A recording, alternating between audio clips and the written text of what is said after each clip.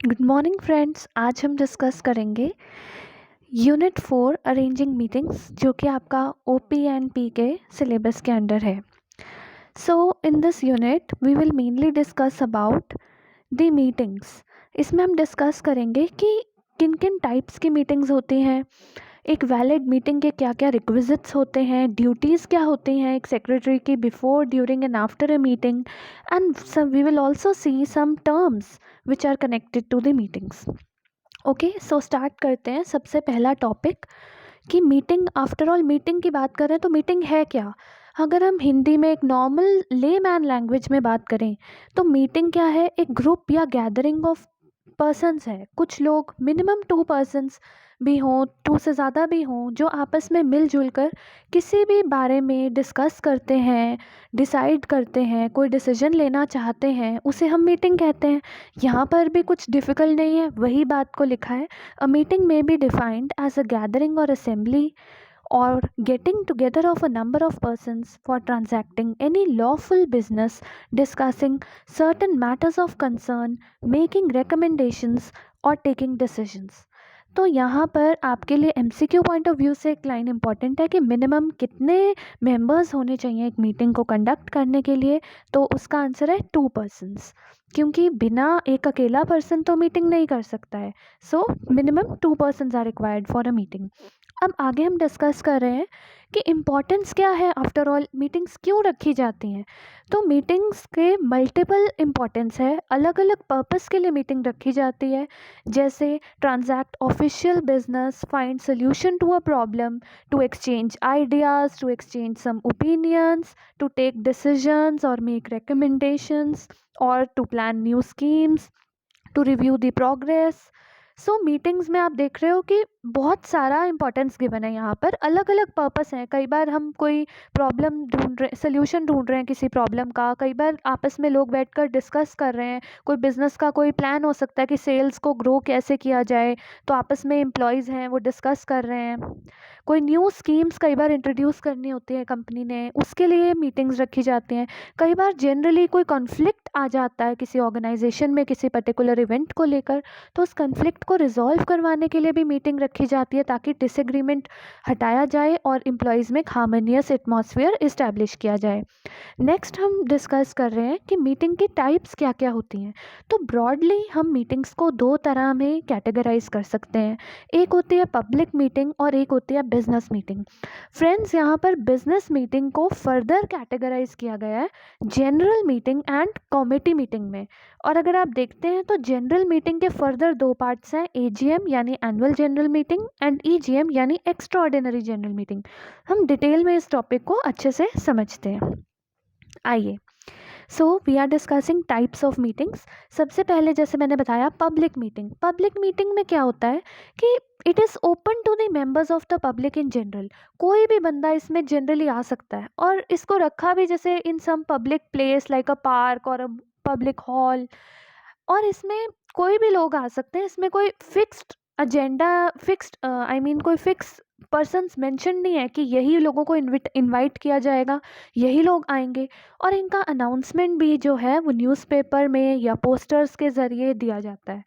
इसका एक एग्जांपल है जैसे पॉलिटिकल मीटिंग्स हो गई या रिसेप्शन होती है, रिसेप्शन मीटिंग्स हो गई। So these are the examples of public meetings. Moving on to the second category of meetings, that is the business meetings. अब बिजनेस मीटिंग में क्या होता है, जैसे कोई पर्टिकुलर ऑर्गेनाइजेशन ने, किसी एसोसिएशन ने या किसी प्राइवेट बॉडी ने मिलजुल कर आपस में डिसाइड किया है कि हम इस डेट को इस टाइम पर मीटिंग रखेंगे, और उसमें इन लोगों को इनवाइट किया जाएगा क्योंकि वो कुछ इम्पॉर्टेंट करता धरता हो सकते हैं उस ऑर्गेनाइजेशन के, या उसके शेयर होल्डर्स हो सकते हैं। तो that is a business meeting. Now business meeting can be of 2 types, general meetings and committee meetings. General meetings क्या है? These meetings are for all members of the body or organization concerned. At such meetings, the general business of the organization is transacted and discussed. Now, the general meetings are of 2 types. One is annual general meeting and the another is extraordinary general meeting. Discussing the annual general meeting.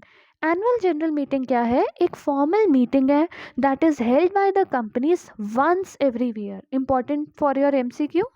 कितनी बार होती है? Annual नाम से ही पता लग रहा है, साल में एक बार होती है, once every year, in order to deal with the ordinary business. According to the company law, all companies are obliged to hold an annual general meeting every year.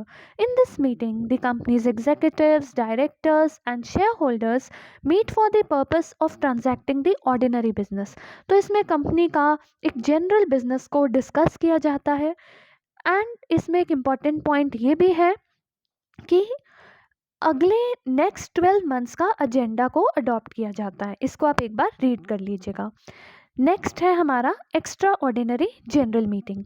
Extra ordinary general meeting is a meeting that is convene by the directors of a company in order to deal with any special business. Important point है यहाँ पे friends कि हमने annual general meeting में कौन सा business discuss किया था? Ordinary business. जबकि हम एक्स्ट्रा ऑर्डिनरी मीटिंग में कौन सा बिजनेस डील कर रहे हैं? Special business. एक और इम्पॉर्टेंट पॉइंट कि एनुअल जनरल मीटिंग में आप लास्ट लाइन में देख सकते हैं कि इसमें जनरली 21 दिन का नोटिस, 21 डेज का नोटिस दिया जाता है एनुअल जनरल मीटिंग के लिए। जबकि एक एक्स्ट्रा ऑर्डिनरी मीटिंग के लिए हम कितने डेज का नोटिस देते हैं? ओनली 14 डेज का नोटिस दिया जाता है, क्योंकि ये कोई अर्जेंट मैटर डिस्कस करने के लिए होता है। एंड एनुअल जनरल मीटिंग साल में एक ही बार होती है, लेकिन ईजीएम कितनी बार होती है इसका कोई फिक्स वो नहीं है। बिकॉज जैसे ही कोई अर्जेंट मुद्दा आएगा जिसको डिस्कस करना ज़रूरी लगेगा कंपनी के डायरेक्टर्स को, then they will convene an EGM. So this here we had discussed the first category, that is the general meetings under the heading of business meetings. अब इसकी जो सेकेंड कैटेगरी है यानी कमिटी मीटिंग्स, हम उसकी ओर बढ़ रहे हैं। आइए, committee meetings. Committee meetings are the meetings in which only concerned or elected members are invited to attend. For example, governing body meeting, sales committee, canteen committee, finance committee. अब जैसे finance की committee है तो इसमें सिर्फ finance accounts वाले जो बंदे हैं उन्हें बुलाया जाएगा, जबकि जो सेल्स वाली कमेटी है उसमें जैसे मार्केटिंग फील्ड के जो बंदे हैं उन्हें बुलाया जाएगा। तो कमेटी मीटिंग्स में क्या है कि एक पर्टिकुलर कैटेगरी ऑफ लोगों को बुलाया जाता है, एक पर्टिकुलर टाइप ऑफ, एक पर्टिकुलर जो उनका एक एरिया है, फील्ड है, उसके लोगों को जब बुलाया जाता है तो हम कहेंगे कि ये कमेटी मीटिंग है। सो हमने टाइप्स ऑफ मीटिंग्स देख लिया। अब हम देखेंगे कि एक मीटिंग के लिए क्या क्या वैलिड रिक्विजिट्स हैं, क्या पॉइंट्स हैं, क्या इंपॉर्टेंट चीज़ें हैं जो एक मीटिंग को वैलिड बनाने के लिए होनी चाहिए।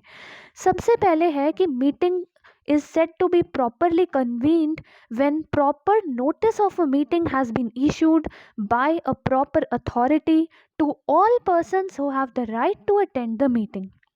यहाँ पर सबसे इम्पॉर्टेंट क्या है कि मीटिंग का नोटिस प्रॉपर होना चाहिए और जिन लोगों का हक है उस मीटिंग को अटेंड करने का, उन सब तक वो नोटिस का पहुंचना बहुत ज़रूरी है। फिर further, in a duly constituted meeting, there is a proper person in the chair to preside over it. अब कोई प्रॉपर पर्सन यानी कोई प्रॉपर चेयर पर्सन होना चाहिए जो मीटिंग को लीड करे, मीटिंग को प्रिजाइड करे। And the quorum must be complete. Quorum हम आगे भी पढ़ेंगे बट ब्रीफली मैं बता देती हूँ। Quorum means minimum number of members that are required to be present in a meeting. Let's suppose आपके मीटिंग में मिनिमम 5 पर्सन्स होने चाहिए तो हम कहेंगे कोरम इज़ 5। तो अगर 5 से भी कम बंदे मीटिंग में प्रेजेंट होते हैं तो उस मीटिंग को इनवैलिड घोषित कर दिया जाएगा। तो the first step towards planning a meeting is that it must be properly convened and properly constituted. It is the duty of a personal secretary or a personal assistant to know all the valid requisites of a meeting which are discussed as below. अब इन्हीं points को जिनको हमने briefly touch किया है हम इनको एक एक करके डिटेल में पढ़ेंगे। सबसे पहले आपका आया notice of a meeting. Notice क्या होता है?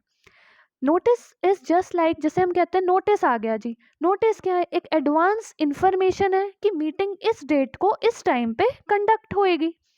अब the notice of a meeting should contain the day, the date, time and venue of the meeting. Notice में ये सारी चीज़ें बतानी बहुत ज़रूरी हैं, इसके बिना मीटिंग का जो नोटिस है वो अधूरा है।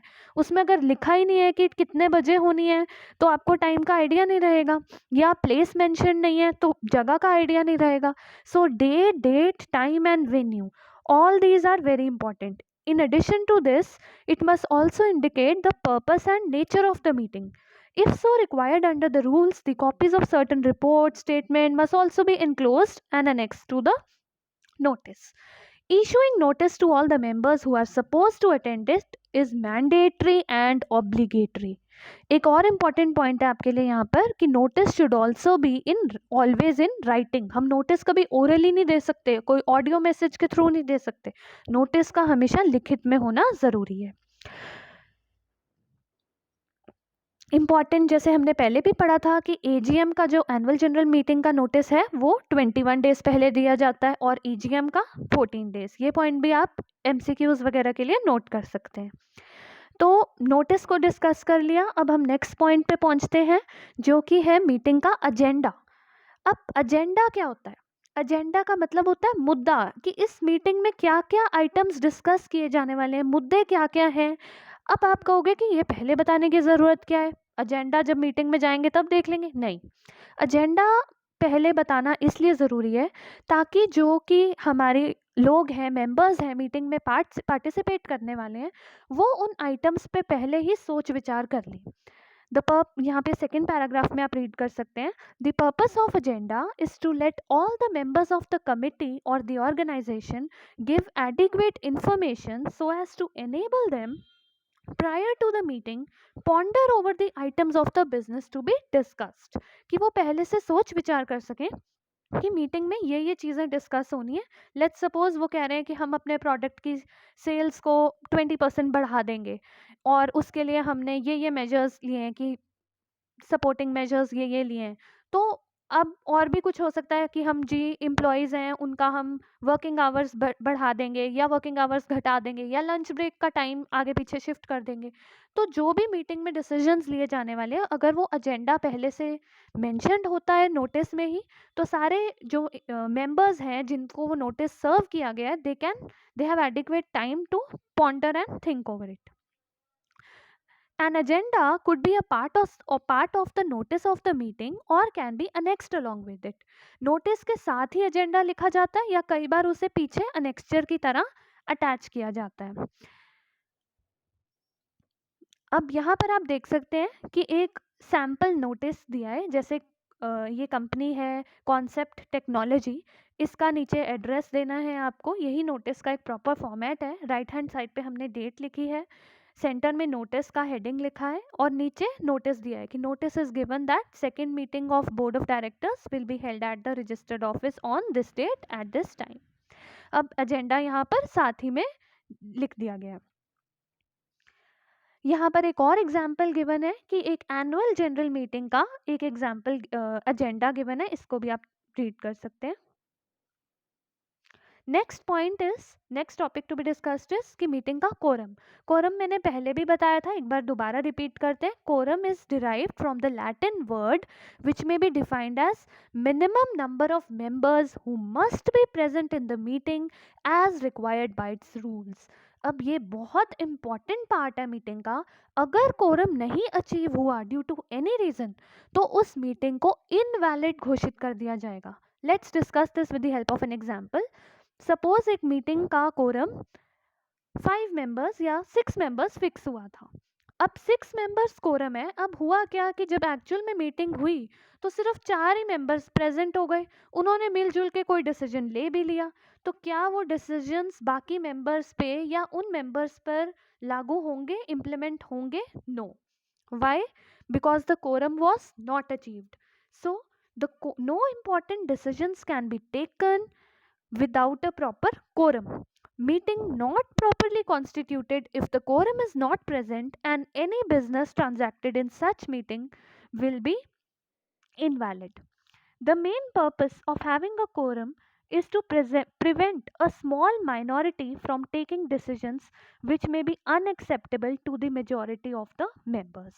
तो हम नहीं चाहते कि वो जो 4 मेंबर्स हैं वो मिलके कोई ऐसा डिसीजन ले लें जो बाकी मेजॉरिटी पे हावी होने लग जाए, वरना ऐसे तो मीटिंग का कोई पर्पस ही नहीं रहेगा। 2-3 बंदे आपस में जाके कोई फैसला ले लेंगे और सारे लोगों को वो फॉलो करना पड़ जाएगा। इन्हीं वजहों से कोरम रखा गया है कि मिनिमम कम से कम इतने मेंबर अगर प्रेजेंट होकर कोई फैसला लेते हैं तो ही वो सब पर लागू होगा। So after discussing the quorum, next point is chairman of a meeting, chairperson of a meeting. Earlier times में chairman word बोला जाता था, but now it is chairperson because it can be a man also or a woman also. So chairperson is the person who presides over the meeting. जो main head है, the person who is in charge of the meeting or the organization is referred to as the chairperson. अब importance क्या है, एक chairperson meeting में आखिर क्यों रखा जाता है? तो दीज आर द पॉइंट्स, ये जो बुलेट पॉइंट्स हैं। Approve the items to be discussed on the agenda. अभी हमने एजेंडा पढ़ा था ऊपर कि एजेंडा के जो आइटम्स हैं उन पे जब डिस्कशन होगा तो उनको अप्रूव कौन करेगा? कौन करेगा approve? Chairperson will approve. Next है to manage the proceedings of a meeting and keep order. Meeting में डेकोरम मेंटेन करने के लिए और ओवरऑल मीटिंग की सारी प्रोसीडिंग्स को मैनेज करने के लिए हमें कौन चाहिए? Chairperson. Next is to deal with the points of the order, कि जो भी ऑर्डर है उसके पॉइंट्स को डील कौन करेगा? Chairperson. To conduct the business according to the agenda, कि जो एजेंडा है उसके अकॉर्डिंगली ही बिजनेस कंडक्ट हो रहा है या नहीं, कौन इंश्योर करेगा? Chairperson. Next is to provide guidance in the discussion and assist the meeting to make discussions by passing resolutions, amendments, etc. To take a vote or poll and declare the result. Do signature on the minutes and ensure that action is taken as approved. To adjourn or postpone the meetings and to exercise the casting vote. So ये थे कुछ chairperson के importance. इनमें कुछ new terms आपने सुने होंगे जैसे एडजर्नमेंट ऑफ अ मीटिंग या कास्टिंग वोट्स। ये हम एंड में भी डिस्कस करेंगे, अभी ब्रीफली बता देती हूँ।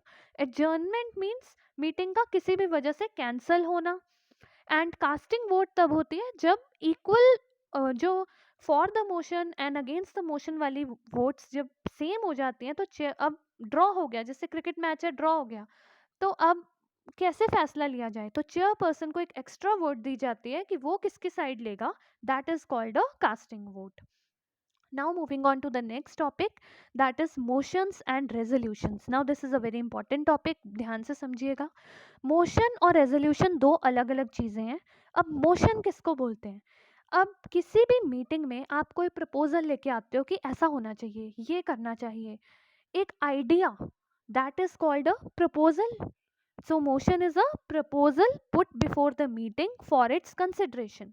आप एक आइडिया लेकर आए हैं मीटिंग में कि आपने एक बात रखना चाहते हैं, तो उसको हम क्या बोलेंगे? This is a motion.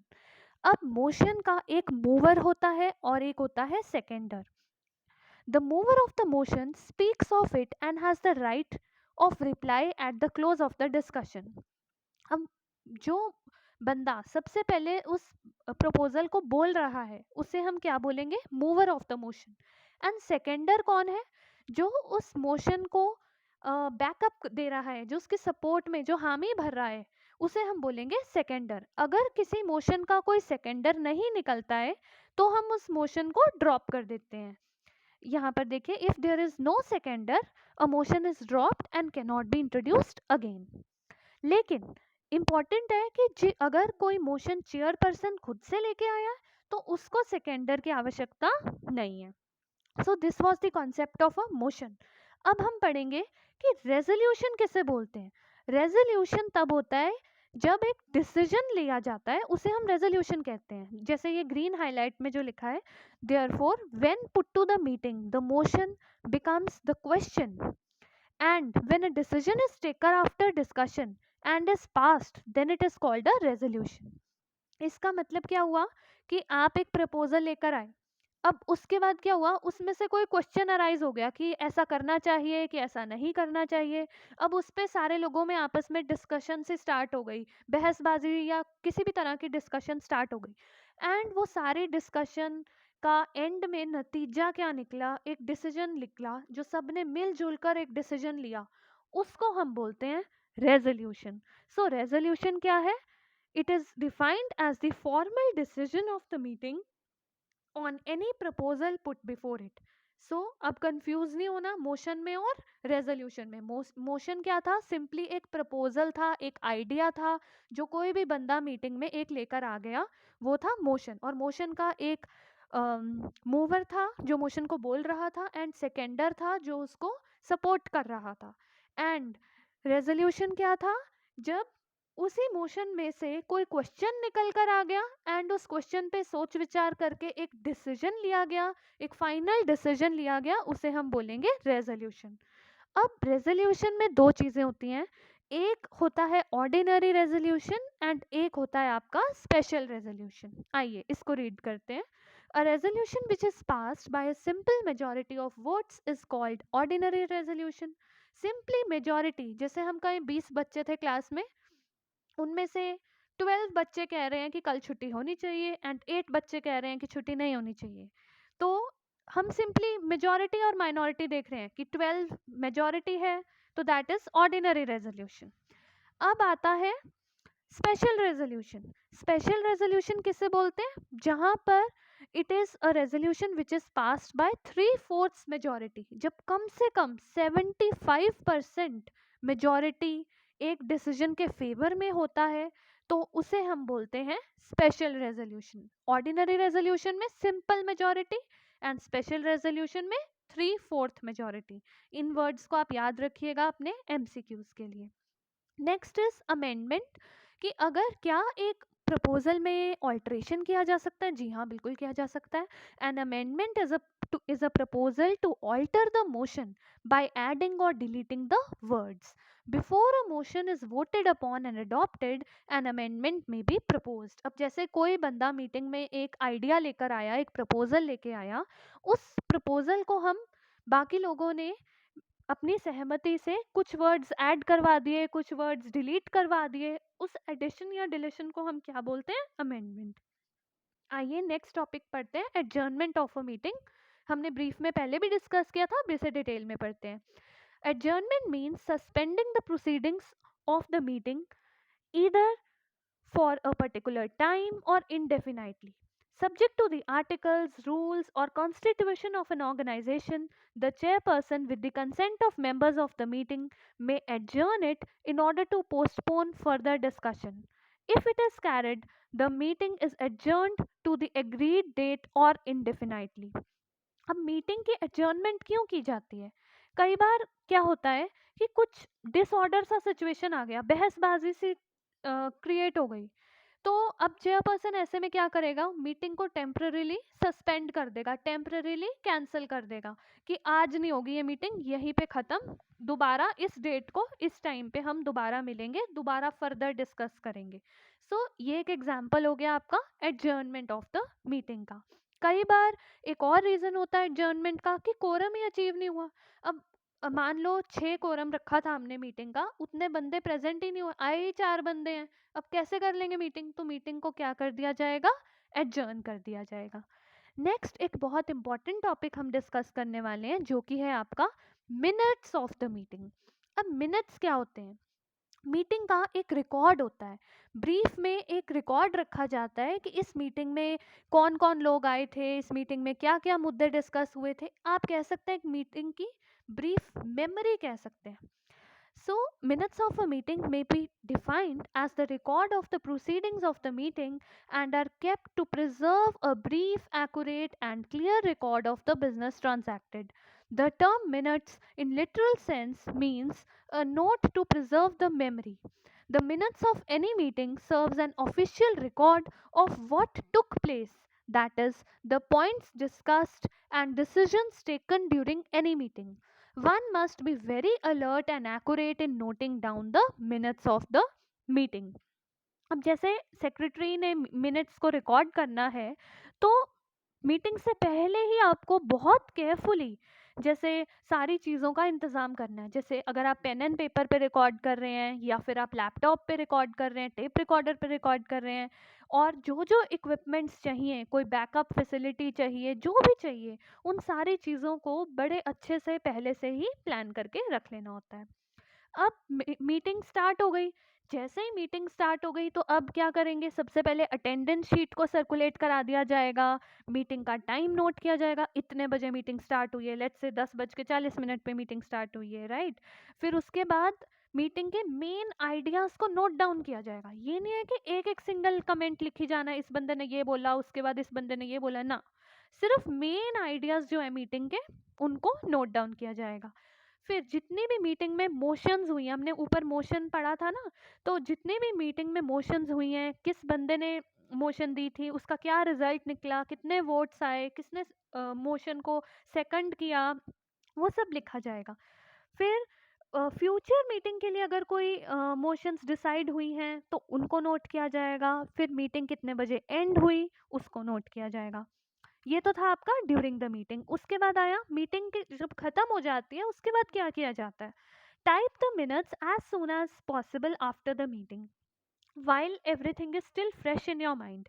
अब जैसे आप पेपर देकर आते हो तो उसके बाद आपको एकदम से याद होता है आज क्वेश्चंस ये आए थे, ये पूछा था, मैं ये लिख के आई थी। लेकिन 10-15 दिन बाद कोई पूछे तो आप आधी चीज़ें भूल जाते हो, यार पता नहीं ये वाला क्वेश्चन अटेम्प्ट किया था, पता नहीं इसमें ये लाइन लिखी थी कि नहीं। सिमिलरली मीटिंग में भी यही होता है, अभी फ्रेश फ्रेश मीटिंग हुई है तो इसीलिए अभी के अभी अगर आप उसे लिख लेंगे मीटिंग में ये मिनट्स थे तो सब कुछ एकदम एक्यूरेट आएगा। लेकिन अगर हम जितना टाइम डिले करने के बाद मिनट्स लिखेंगे उतना पॉसिबिलिटी होगा उसमें एक्यूरेसी लेवल के कम होने का। सो ये था आपका मिनट्स को जल्दी से जल्दी लिखना। Next is include the name of the organisation, name of the committee, type of the meeting. अब मिनट्स के ऊपर ये भी लिखा जाता है ये डेली वाली मीटिंग थी, वीकली वाली थी, मंथली थी, एनुअल थी, या कोई अलग से स्पेशल मीटिंग थी। फिर मीटिंग कितने बजे शुरू हुई, कितने बजे ख़त्म हुई। फिर एक बार फाइनलाइज होने से पहले उनको प्रूफ रीडिंग किया जाता है कि कहीं कुछ मिस्टेक तो नहीं रह गया। और चेयरपर्सन को ड्राफ्ट दे दिया जाता है मीटिंग का, मिनट्स का, कि वो एक बार देख ले कि कोई उसने कुछ चेंजेस कराने हैं, कोई मतलब उसका अप्रूवल लेने से पहले, एक फाइनल कॉपी टाइप होने से पहले एक बार चेयरपर्सन को जो ड्राफ्ट है मिनट्स का वो दिखा दिया जाता है। अब जो हमने अभी अभी इसमें रीड किया ना, before the meeting, minutes of the meeting, ये during the meeting, after the meeting, यही सब एक्चुअली आपकी सेक्रेटेरियल ड्यूटीज़ हैं रिलेटिंग टू मीटिंग्स। इन्हीं पॉइंट्स को आप देखोगे कि दोबारा से एक्सप्लेन किया गया है। Now we will read it once again since it's a very nice and important topic. Secretarial duties relating to meetings. It must be understood that there is no direct authority and responsibility of a private secretary for convening and conducting a meeting, but it is one of his her duties to assist the executive in the performance of all the secretarial work relating to the meeting. Secretarial work relating to the meeting may be before, during and after the meeting. तो secretary का काम जो है meeting के पहले भी रहता है, मीटिंग के दौरान भी रहता है एंड ऑफ कोर्स मीटिंग के बाद भी रहता है। सबसे पहले हम पढ़ रहे हैं कि मीटिंग शुरू होने से पहले सेक्रेटरी को क्या क्या करना है। सबसे पहले first point, ascertain the date, time and place, that is when and where the meeting is to be held in consultation with the executive. आप एग्जीक्यूटिव के साथ पहले से तय कर लेंगे कि हाँ जी मीटिंग इतने बजे होनी है, इतने टाइम पर होनी है, इस जगह पर होनी है। नेक्स्ट, आप मीटिंग का नोटिस ड्राफ्ट करेंगे, एजेंडा, और उसे अप्रूव करवाएंगे। Get adequate number of copies of the notice. अब वो नोटिस इतने लोगों को भेजना है तो उसकी इतनी सारी फोटो कॉपीज करवाएंगे, ठीक है, एंड उनको भेजा जाएगा उन सब लोगों को जिनका राइट है मीटिंग को अटेंड करने का। नेक्स्ट फोर्थ पॉइंट, ये हमने पहले भी डिस्कस किया था कि सारे जो चीज़ें हैं उनको पहले से अरेंज करके रखना है। जैसे हमने पेन एंड पेपर कहा था, अब यहाँ पर इन्होंने लिखा है कि मान लो एयर कंडीशनिंग सिस्टम है, जैसे गर्मियाँ हैं तो एसी का अरेंजमेंट प्रॉपर है, सर्दियाँ हैं तो ब्लोअर्स का अरेंजमेंट प्रॉपर है। फिर आपने जिस मेथड से पब्लिक एड्रेस करना है, कोई एलसीडी स्क्रीन है, ओएचपी स्क्रीन है, और भी कोई भी जिस भी तरह का रिक्वायरमेंट आपको, जो भी फिजिकल इंफ्रास्ट्रक्चर चाहिए, एडिक्वेट नंबर ऑफ चेयर्स हैं, जो भी है वो सब अवेलेबल करवाना है। नेक्स्ट है कि अगर कोई रिफ़्रेशमेंट या कोई लंच ये सब ऑफ़र किया जाएगा मीटिंग के मेंबर्स को तो उसकी भी बुकिंग आपको एडवांस में करानी बहुत ही ज़रूरी है। नेक्स्ट है सारा स्टेशनरी रिलेटेड है कि आपको पेन, पेपर, एजेंडा की कॉपीज़, कोई एडिक्वेट रिपोर्ट, स्टेटमेंट्स, इसको एक बार रीड कर लेना, ये सब भी आपका मेंटेन करना है। नेक्स्ट आ गया आपका कि मीटिंग के ड्यूरिंग सेक्रेटरी की ड्यूटीज क्या हैं। ये सब भी वही है जो हमने पहले पढ़ा था कि obtain signatures of the members present in the attendance book, यानी हम अटेंडेंस लेंगे एक बार। नेक्स्ट है help the chairperson in ascertaining the quorum. Quorum हमने ऊपर डिस्कस किया था, तो क्या कोरम अचीव हुआ है नहीं है वो। Next, keep before the chairperson the necessary papers, files and documents for ready reference, right? chairperson के पास आप सारी files, papers, documents रख देंगे। next, read if required the notice of the meeting, apologies for absence, minutes of the last meeting and auditor's report if directed by the chairperson। तो chairperson आपको जैसे भी बोलेगा कि जी नोटिस पढ़ दो, कोई डायरेक्टर नहीं आ पाए हैं, कोई मेंबर नहीं आ पाए हैं, उनकी अपॉलॉजीज हैं वो रीड कर दो, कोई ऑडिटर्स की रिपोर्ट है। Next, see that refreshment is served properly. आप इंश्योर करेंगे कि रिफ्रेशमेंट जो है वो सब लोगों को सर्व की जा रही है। Next, take notes of the proceedings of the meeting. तो ये थी आपकी सेक्रेटरी की ड्यूटीज ड्यूरिंग द मीटिंग्स। इसके बाद हम पढ़ेंगे कि आफ्टर द मीटिंग सेक्रेटरी की ड्यूटीज क्या क्या होती हैं। सो जैसे हमने पहले भी पढ़ा था कि मीटिंग के बाद हम ड्राफ्ट मिनट्स बनाएंगे। So prepare the draft minutes and when approved get the same typed in the proper form. See that the meeting room is left in good order. अब ये भी इंपॉर्टेंट है, ये नहीं कि मीटिंग में लोग तो चले गए, कुर्सियां इधर उधर बिखरी पड़ी हैं, कोई अपना पर्सनल सामान भूल गया है, सब एक मेसी एनवायरनमेंट हो गया है, वो सब नहीं होना चाहिए। एक प्रॉपर रूम में जिस तरह से एक ऑफिस का रूम जिस तरह से पहले था उसको उसी गुड कंडीशन में वापस रखना है। कोई इक्विपमेंट मान लो आपने कोई स्पीकर्स, कोई लैपटॉप्स, कोई इंपॉर्टेंट चीज़ें कोई कहीं से बोरो की थी किसी डिपार्टमेंट से कहीं से, तो उनको रिटर्न करना है। कोई अनयूज सप्लाईज हैं, कोई एग्जिबिट्स हैं, उनको कोई जैसे ट्रॉली वगैरह बुलवा के उठवाना है। जो भी करना है वो अच्छे से करा जाए। नेक्स्ट है arrange for carrying out decisions taken in the meeting. अब मीटिंग में जो जो फैसले लिए गए कि हाँ जी कल से ये इम्प्लीमेंट हो जाएगा, अब वो एक्चुअल में लिए जाएं, उनकी इम्प्लीमेंटेशन प्रॉपर होए, उनको इंश्योर करना है कि इंटीमेशन गिवन जाए। इंटीमेशन यानी इंफॉर्मेशन गिवन गिवन दी जाए इंफॉर्मेशन। जिसको जैसे जिस बंदे की ड्यूटी है कि इस बंदे ने इतने बजे ये काम करना है, कल से ये कोई डिसीजन लिया गया है, तो उस पर्सन को वो ऑफिशियली वो नोटिस कम्युनिकेट किया जाए कि अब से कल से तेरी ये ड्यूटी है क्योंकि मीटिंग में ऐसा ऐसा डिसीजन लिया गया था। ठीक है, अब एंड में हम पढ़ेंगे कुछ important terms relating to the meeting. Students आप लोग ये टर्म्स भी अच्छे से समझ लीजिएगा, बिकॉज कई बार एमसीक्यूज में ये टर्म्स पूछी जाती हैं तो बच्चे कई बार कंफ्यूज हो जाते हैं इन टर्म्स में।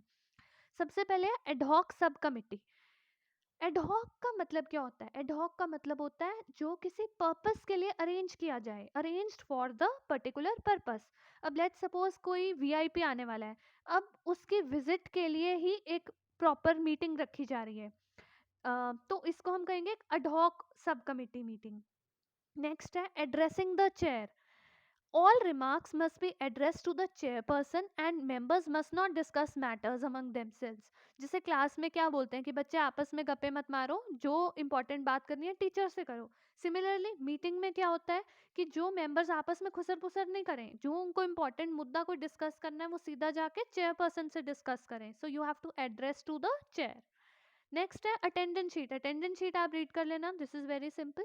Next is casting vote. Now this is important.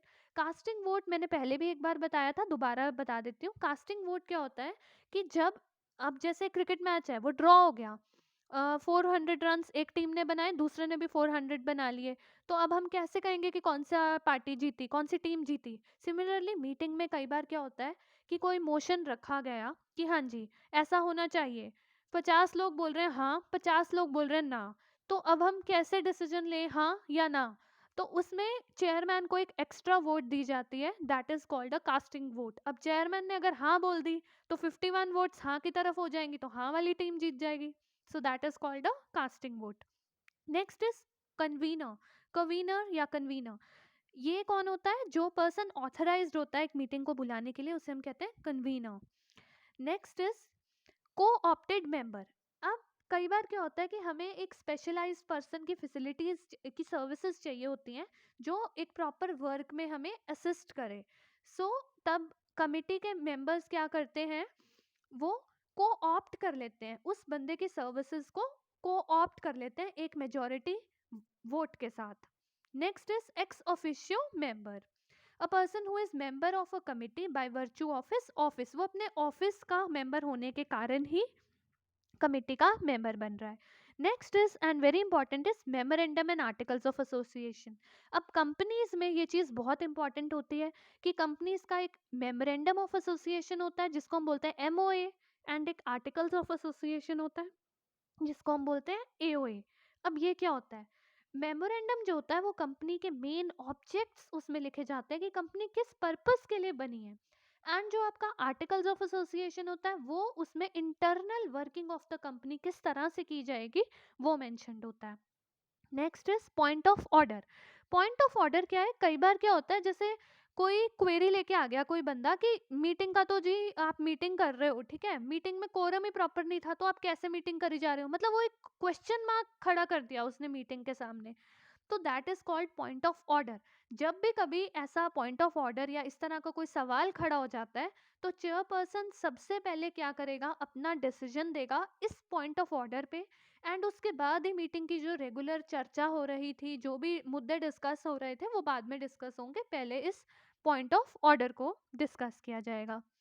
Next is pole. पोल जैसे आप जानते हैं वोटिंग होती है, जैसे इलेक्शंस में आजकल क्या होता है, जैसे हम पॉलिटिकल इलेक्शंस की बात करते हैं तो उसमें ईवीएम मशीन्स के थ्रू वोट किया जाता है, राइट। लेकिन कई बार मीटिंग्स में जो जनरली कमेटी मीटिंग्स होती है, ऑफिस की मीटिंग्स होती है, बिजनेस मीटिंग्स होती है, उनमें क्या होता है एक बैलेट पेपर के थ्रू वोट किया जाता है, so that is called a poll. Next is proxy. Proxy क्या होता है कि कोई बंदा मीटिंग में नहीं आ पाया तो उसने अपनी जगह किसी बंदे को भेजा है कि तू मेरी जगह चला जाइयो, that is called a proxy. Next is rider. Rider भी एक इंपॉर्टेंट है आपके एमसीक्यू के लिए। इसमें क्या होता है कि एक एडिशनल क्लॉज है या एडिशनल सेंटेंस है जो रेजोल्यूशन में ऐड कर दिया गया है, कि रेजोल्यूशन हमने डिस्कस किया था ना कि इंपॉर्टेंट डिसीजन जो लिया गया है, तो उस डिसीजन में एक एडिशनल लाइन, कोई एडिशनल क्लॉज ऐड कर दिया गया है, उसे हम बोलते हैं कि ये राइडर है। नेक्स्ट है स्टैंडिंग ऑर्डर्स। स्टैंडिंग ऑर्डर्स क्या होता है कि एक ऑफिशियल कुछ रूल्स एंड रेगुलेशंस होते हैं, कुछ मैनर गिवन होता है कि इस तरह से बिजनेस को कंडक्ट किया जाए, सो that is called standing orders. Next is status Q. Status Q होता है कोई चेंज नहीं, जब हम बोले कल भी ऐसा ही था आज भी ऐसा ही है, मतलब किसी भी पर्टिकुलर डिसीजन या किसी भी पर्टिकुलर मैटर में जब जैसा था वो वैसा ही रहा, इसको आप एक डिफरेंट वर्ड यूज कर सकते हैं, as it is, that is called status quo. Next is Taylor.